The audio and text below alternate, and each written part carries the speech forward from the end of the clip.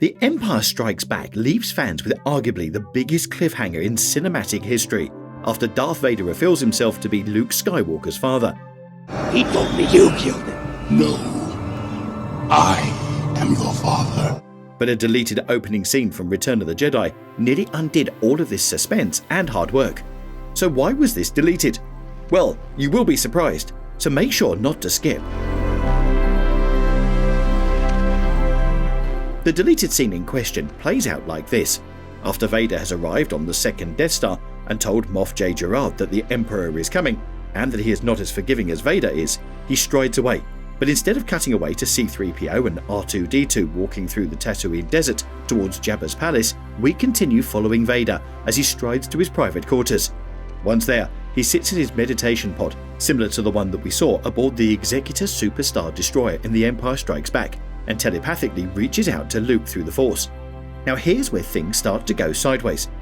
Vader once again asks Luke to join the dark side, and reconfirms that he is the father by calling Luke son. Luke, my son. The scene irises to a hooded and mysterious looking Skywalker as we hear a couple of pretty long and odd Luke from Vader. We'll talk about this section first. All the information given in this scene is basically a recap of what we learned during The Empire Strikes Back. We already know that Vader is Luke's father, and we already know that he wants his son to join him. We learn nothing new here. In fact, this is basically the same telepathic conversation that we see as the Millennium Falcon flees from Cloud City at the end of the previous film. There was no need to repeat it. And on top of that, the way Vader repeats the word Luke after the transition is more than a little bit strange, to say the least. Luke. Father. Moving on to the second part of the scene. After the Irish transition where we discover a mysterious hooded Luke, we discover him to be in some kind of sandy, dusty-looking cave on Tatooine, tinkering with the hilt of his new lightsaber. After a few final adjustments, he sparks it up, revealing the green blade that we know and love. This would have been the first time audiences at the time would have seen the new green lightsaber. We then cut to Luke starting to insert the lightsaber into R2-D2's domed head as C-3PO stands outside the cave complaining. It reveals the cave is overlooking a parked up and hidden Millennium Falcon and X-Wing.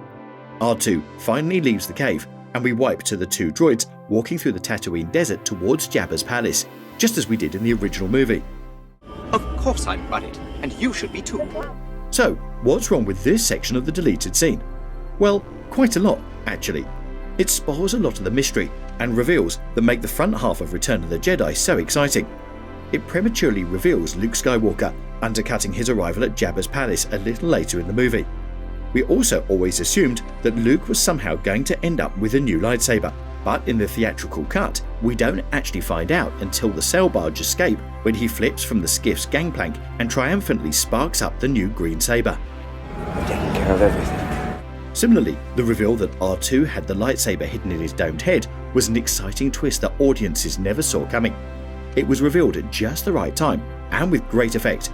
It showed that the rebels managed to get all of their pieces into position and pull off their daring escape plan right under the nose of Jabba the Hutt himself.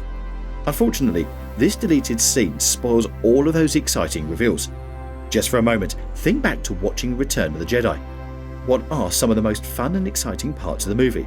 Luke's reveal, R2 firing the lightsaber out of his head, the reveal of the good guys here to save Han Solo.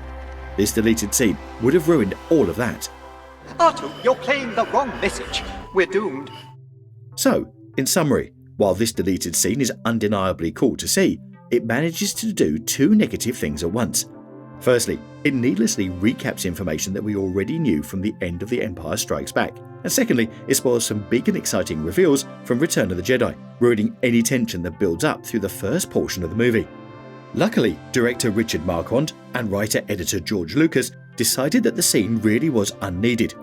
They felt like it took the audience's intelligence for granted and made the story too obvious and signposted. If someone was going to see Return of the Jedi for the first time, they would already be aware of Vader's reveal to Luke at the end of the previous movie. There was no need to waste time and condescend the audience by re-explaining it. Similarly, they wanted the audience to feel Han Solo would never be rescued and freed from his block of carbonite, and they needed to build that tension and anxiety that things may go wrong at any time. Oh, they've encased him in carbonite. He should be quite well protected. If he survived the freezing process, that is. The reveal of not only Luke Skywalker, but also the implied presence of some of our other heroes takes a lot of the tension away, as audiences will think, sure, things look bad, but the heroes will be here any minute to save the day.